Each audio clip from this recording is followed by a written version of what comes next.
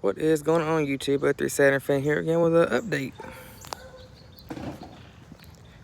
on the Ion 2. So, I told you I was going to get the leather seats redone. Well,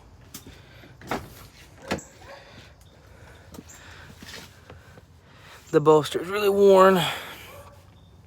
The guy that did it said that these right here, he filled the cracks in, but said that they're so far along that you still be able to see them a little bit, but they won't get any worse. So he did this seat. Said nothing to do for the perforation. Perforated seat says do that. So that's the driver's seat. And then do the passenger seat.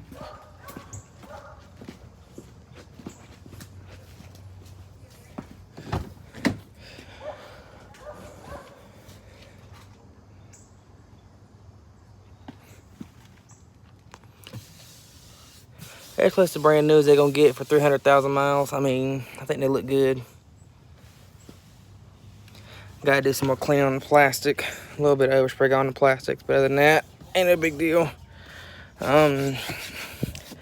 It was gonna be 80 for one or 120 for two.